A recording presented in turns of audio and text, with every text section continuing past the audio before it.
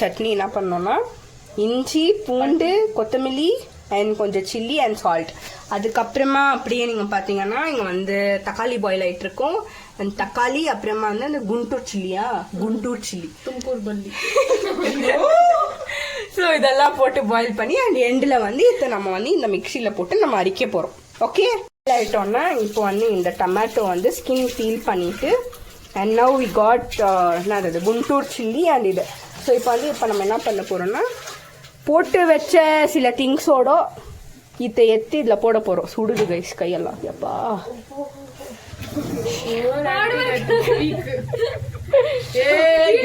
இப்போ வந்து நம்ம இதை மிக்சியில் போடுறோம்.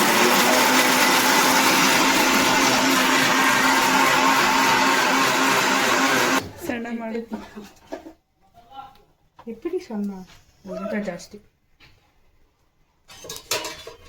ಹಂಗೆ ಡೈರೆಕ್ಟಾಗಿ ಹಾಕು ಅದು ಬೇರೆ ಕೈಗೆ.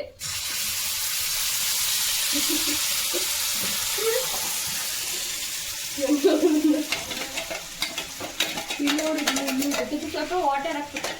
ಅವಳಿಗೆ ಯಾವ ಕೈ ಸಿಕ್ಕುತ್ತೋ